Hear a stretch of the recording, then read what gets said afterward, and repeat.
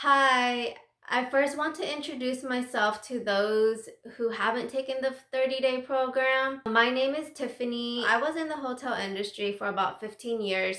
Then a few life-changing events just led me to ministry, and that's where I am today. The first life-changing event was my mom having a brain tumor.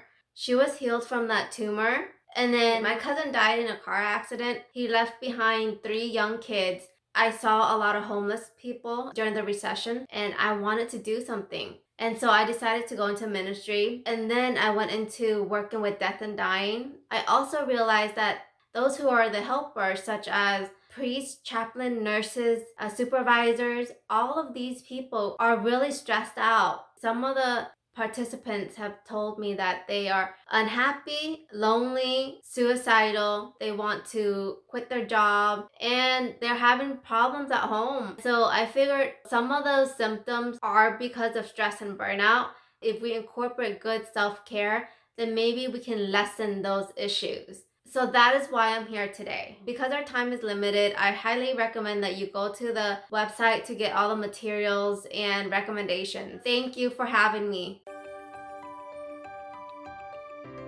This program was designed after looking at chaplains because they have an 83.2% burnout rate. The study surveyed 534 chaplains living in the United States. I looked at the practices that worked and didn't work for them. Burnout is a job stress. Here are the symptoms of burnout. You might experience emotional exhaustion.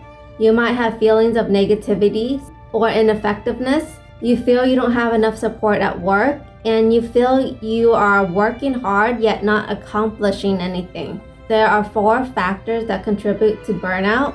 The first factor is compassion satisfaction. If you have positive compassion satisfaction, you are likely to combat burnout. Those with higher compassion satisfaction can find a purpose and can find meaning in life, and they feel they have a higher calling.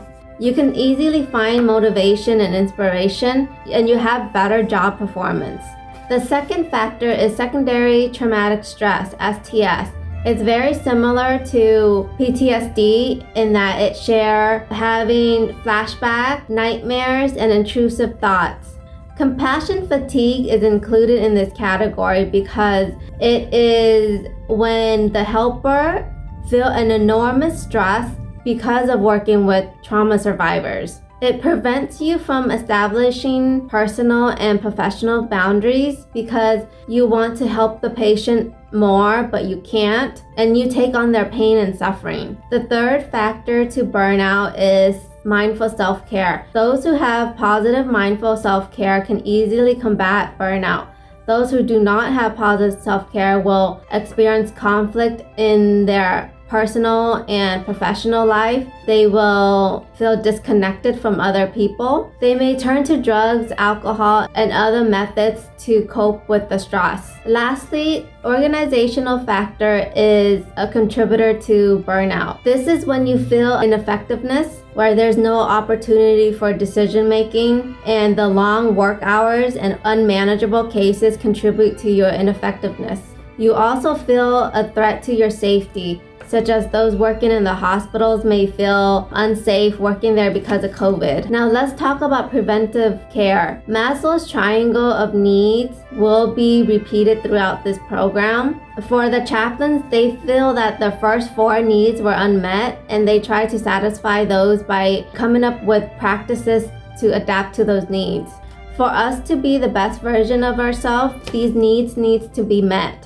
Self-care is an individual process. We all have different needs because different stages of life. The process to adding self-care to your routine is first you need to identify your needs, then explore the practices to satisfy those needs, track your progress, and then evaluate whether it's working and make modification if needed. The first method to inventorying your need is to track or chart which area of the Maslow's triangle are unmet. Because when you are talking about emotion, it's something you cannot see. So if you have a chart, it's helpful when you are evaluating. The second method is to write it out. Some people like to write in sentences or to say it out. For example, I need a car to get food. Some people tend to misidentify needs and practices. The need here is food, whereas most people might say a car is the need. So understanding your need and getting down to the root need is essential to your process.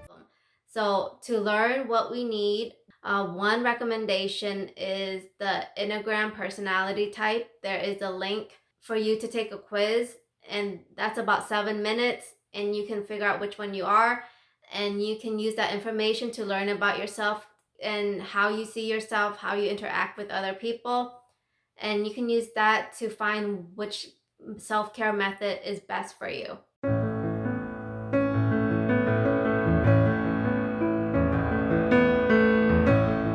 When we experience physical pain, our natural reaction is to resist or try to distract ourselves from the pain.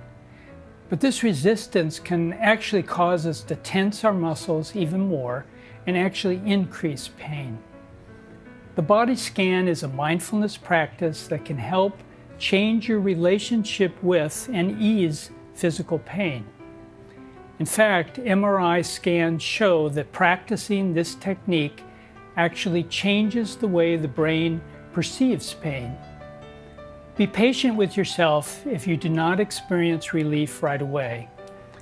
Practicing the technique as often as you can or every day will actually help your body respond better to the meditation.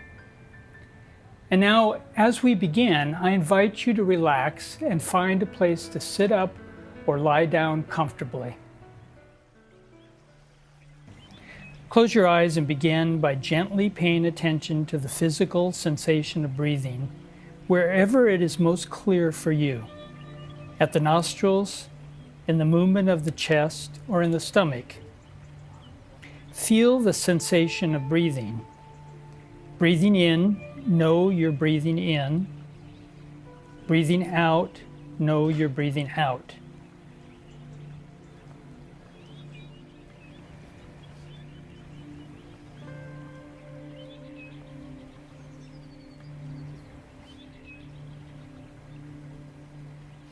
Now bring your attention to the top of your head, your forehead. Relax and soften the temples. Soften your eyes. Relax your jaw.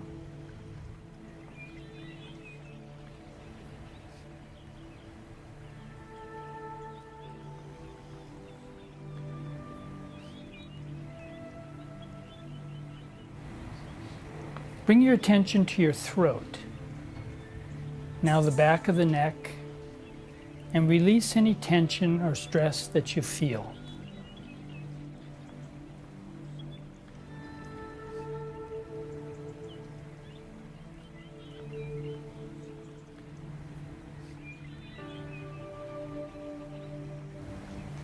Focus now on your left shoulder and maybe drop your shoulder slightly to relax. Relax your upper arm, elbow, lower arm, wrist, hand, fingers. Imagine any tension or stress flowing out through your fingers.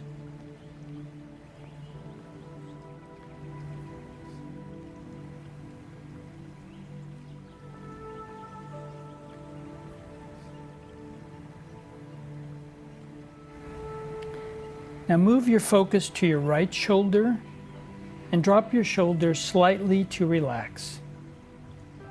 Relax your upper arm, elbow, lower arm, wrist, hand, fingers. And imagine any tension or stress flowing out through your fingers.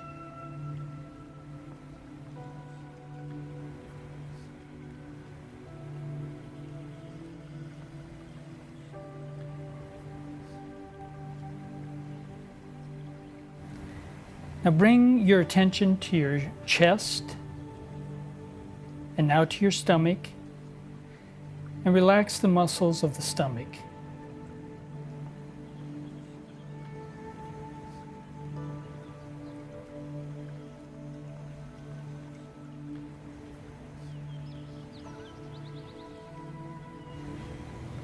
Bring your attention to your back, the middle back, the lower back. And if you feel any tension, soften those areas and relax.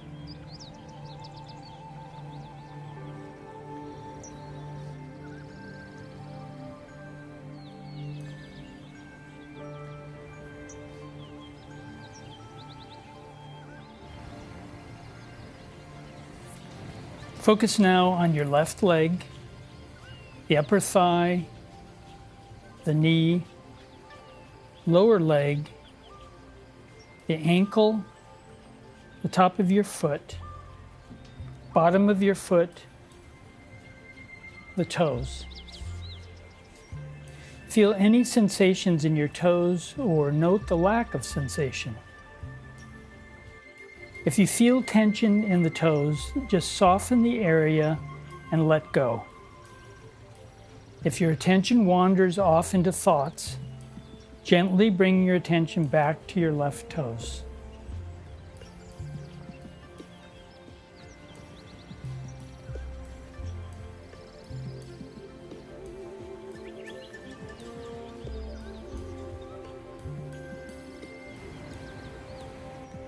Move your attention to your right leg, the upper thigh, the knee, the lower leg, the ankle, the top of your right foot, the bottom of your foot, and the toes.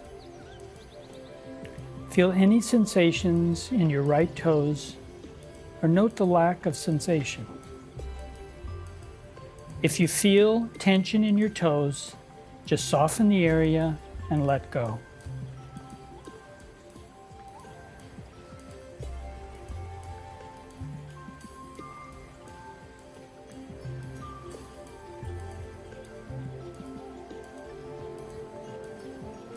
To finish the body scan, gently pay attention once again to your breathing. Feel the breath. If you can, bring awareness to your whole body, sitting or lying down.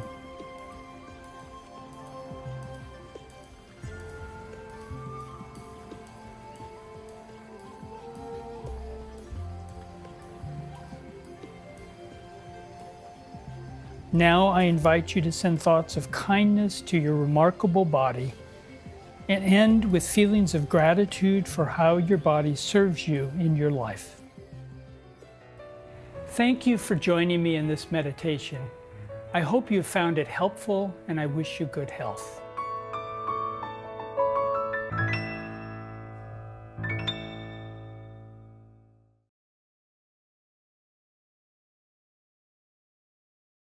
So the 5 love languages explain how we love and how we express love. And there are different styles depending on different people and how they were brought up. If you want to know what your love language is, simply look at how you express it. For example, the last time someone did something nice, how did you repay them? Did you buy them lunch? Did you spend time with them? Did you write them a card or did you just call them and say thank you? How we express love is normally how we would like to receive love. What's going on, guys? Today's video is going to be on the book The 5 Love Languages, The Secrets to Love That Last by Dr. Gary Chapman. So have you ever been in one of those relationships where you think you're doing everything you can to please your partner, but they're still feeling frustrated and unloved? I mean, you're giving them compliments, you work hard all day to bring home the bacon and pay the bills, you give them gifts, and you even do some chores around the house, but they're still feeling unloved. I mean, what more do they want, right? It's incredibly frustrating and annoying. Well, the reason why they aren't feeling loved, in short, is that you're not speaking their love language. The premise of the book is that people don't give and receive love in the same way. Most of us think that the way we want to be loved is how others want to be loved as well, but this is not the case. There are in fact 5 love languages. This is huge because if you're not speaking the same language as your partner, then you could be missing the mark completely and not even know it. It's basically the equivalent of a British guy trying to talk to a Chinese guy. It's not going to go well because they're simply not going to understand each other. If you're going to have a strong relationship, you have to know how you and your partner both give and receive love. The 5 love languages are words of affirmation, quality time, receiving gifts, acts of service, and physical touch. Let's go through each one a little deeper. Words of affirmation. Do you like hearing I love you or compliments or meaningful words above all else? Are insults especially detrimental to your relationship? If so, then this is probably your love language. If you discover that this is your partner's love language, make sure you give them genuine compliments and tell them you appreciate them often. The second love language is quality time. Do you value full and undivided attention above all else? One-on-one time with the TV off, the cell phone put away, and no distraction is what makes this type of person feel loved the most. Canceled or postponed dates and failure to listen are especially hurtful to this type. If this is your partner's love language, learn to listen better, make eye contact more, and spend more time with them instead of at the office or glued to your cell phone. Ask them what they'd like to do with you, and then schedule a date to do it. Don't assume what they like to do with you. Ask. The third love language is receiving gifts. Sure, we all like getting gifts, but this type of person loves receiving gifts above all else. Gifts to this type of person mean everything because it shows the love, thought, and effort that went into the gift.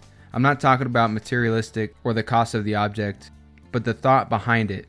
Missed birthdays, anniversaries, and thoughtless gifts tear this type of person apart. The cost doesn't matter, it's the thought. It can be as simple as a card or some picked flowers or a note saying that you love their eyes. The fourth language is acts of service.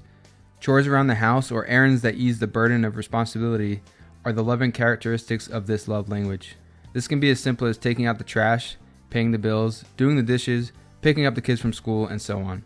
Broken commitments and laziness can make this type feel unloved. And lastly, physical touch. This doesn't necessarily mean sex.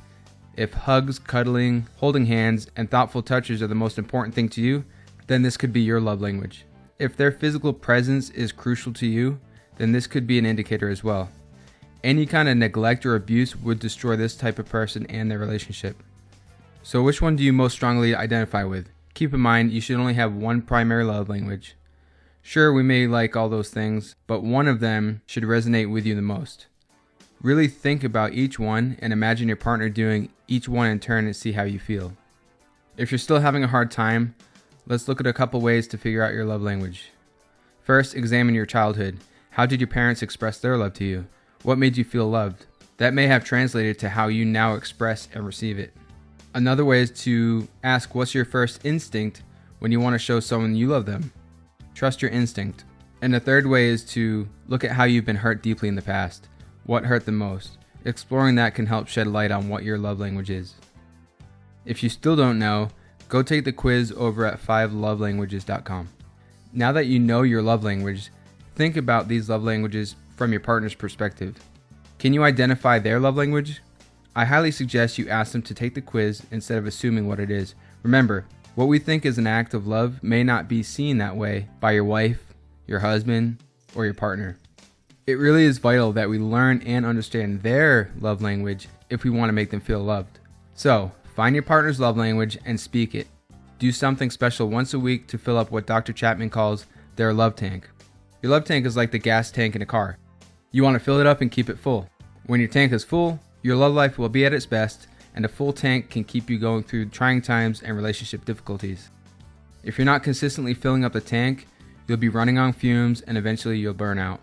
Now, if your relationship's already running on fumes, then it'll take a while for the love tank to get full, so keep at it, keep speaking their love language, and over time, your relationship will start going in the right direction. And another big takeaway from the book, Dr. Chapman explains that love is a choice. It's something that you can control. It's a feeling, and even if you lose some of those feelings over the course of a marriage or any other long-term relationship, you can choose to do the actions first, and the feelings of love will follow. This sounds a little counterintuitive, but it works. So that's it, guys. Quick recap. First, you need to find out what your own love language is. Could be words of affirmation, quality time, receiving gifts, acts of service, or physical touch. And then find out what your partner's love language is. Don't assume what it is, talk to them about it. Then make a commitment to do something special each week, something that ties into their primary love language. I think that you can't separate out your personal and professional life. I think that it's intertwined, If you go to work unorganized, worried about things from home that you haven't taken care of, you are distracted mentally. That takes a lot of energy from you, and you can't focus on the work you're doing. I highly recommend David Allen's Get Things Done so that you can improve your productivity. A lot of people who said that they can't have time for self-care, but if you become very efficient, then you can spend some of those time taking care of yourself. Imagine that you're walking back from work excited that another successful day has gone by, when all of a sudden you realize you never called Mike. He's your best friend and today is his birthday. But you were so busy the whole day that you never had a chance to call. No problem, you think to yourself, as soon as I get home I'll wish him happy birthday. But when you do get home, a pile of unopened mail greets you by the door, unwashed dishes are calling your name, and you get distracted by other exciting house chores. The next morning, feeling like a horrible friend, you wonder, how can something so important slip my mind? The reason is very simple. Your brain is for having ideas, not for holding them. With a never-ending stream of demands for your attention, both at home and at work, things are bound to slip through the cracks. Only when your mind is clear and your thoughts are organized can you achieve effective results. This is where Getting Things Done, or GTD for short, comes into play. It's a framework designed to help you keep track of tasks, ideas, and different projects. The Getting Things Done system is made of 5 simple steps: capture, process, organize, review, and engage. Everything begins with capturing all ideas, tasks, projects, to-do items, and other random bits of information that come your way every single day. These are things like emails, letters, calls, and action items that come from talking to other people, or they can be ideas and tasks that are born in your own creativity and imagination. Wherever that information comes from, you need to capture it or externalize it so you don't have to keep it in your brain. Now that you have all this information captured, it's time to make sense of it so you can actually move forward with your goals instead of wanting to pull your hair out from all the information overload. Step number 2 in GTD is processing. For every item that you captured, ask yourself the following question: is it actionable? The possible answers are 2 and 2 only: yes or no. If the item is actionable, like an email from a colleague asking you about an update for the project you're working together, ask yourself a follow-up question: would it take 2 minutes or less to complete? If the answer is yes, go ahead and do it. If the answer is no, you need to put this action off for later by adding the item to an action list. More on that in step number 3. If it will take you 30 seconds to reply to your colleague's email, it makes sense to take care of it on the spot and move on. If you need to have a 20-minute conversation on the topic, it's best to schedule it in the future.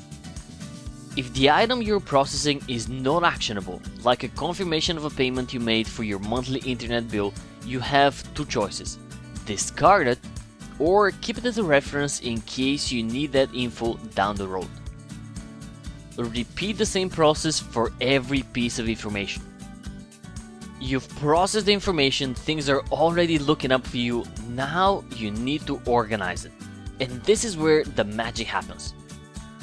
You have an action list with all your actionable items that you did not already do in the previous step. Now you need to organize and prioritize them based on the following 3 criteria: by project, by time, and by context. Actions related to a particular project, such as building a deck for your next presentation or organizing the Halloween party for your kids, should be grouped together. Actions that have some sort of a deadline or a time specific, like for example Mike's birthday, should go on your calendar so you can take care of them when the time is right. You can also group actions by context, such as the phone calls you need to make or the groceries that you need to pick up once you're at the store. Of course, you can also mix and match and put things in more than one category. like that video that you need to create for that project, but it needs to be done on Friday the 17th. This is where you need to tweak and personalize GTD to fit your needs. You know best how to group and prioritize your items, and no system can do this for you. This is where you need to be a little bit creative. One thing to always keep top of mind is this question: what is the next possible action? If you sit down to call Mike for his birthday, but you don't have his number, you aren't being very efficient. The next action should have been find Mike's number, not call Mike. Asking yourself that question, what is the next possible action, will help you sequence things much better, and it's going to help you be much more productive. Now that you've organized your action items, the sun is shining brighter and the world is a happier place. But what about the non-actionable items? That's easy. They can either be kept for reference, like that manual for the TV that you don't really need until your kid turns on the Spanish closed captioning and you need to figure out how to reverse it. Or they can be deferred for later, like that idea for a business that you would like to keep and revisit in 6 months when you have more time. Add it to a someday maybe list and create an action item to review this list in 6 months. Done! High five! All the random information is now organized and you're ready to take over the world. The next step is review. With so many demands for your attention, things are bound to go out of place. This is where the review comes into play. Every week, review your items and make any adjustments if needed. Is everything where it's supposed to be? Is there a pile of information somewhere in your apartment or in your office that needs to be processed? A weekly review is essential to keeping everything running smoothly. Every month, take some time to review your short-term goals. Are your action items moving you towards your goals, or are they just keeping you busy? Are you saving for that car? Are you learning that Spanish that you wanted, or are you just in reaction mode? Schedule these regular reviews and reflection periods so you can ensure the train is heading down the right tracks. The last step in GTD is called engage. This is where you actually roll up the sleeves and get cracking. Your calendar should contain all the tasks that you need to do today. Your project list will tell you what you need to do in order to move a project forward. Your context will help you batch things together. As you go about your day crossing off your action items, new information is bound to come your way. Now you know exactly what to do with it. Capture it, decide if it's actionable. If the answer is yes and you can do it in less than 2 minutes, go ahead and do it. If not, put it on the appropriate action list. If the information is not actionable, it gets stored or it ends up in the trash. Nothing to it, you're now as cool, calm and collected as a Buddhist Zen master deep in meditation. Now, Mike will never have to spend another birthday without wishes from his best friend.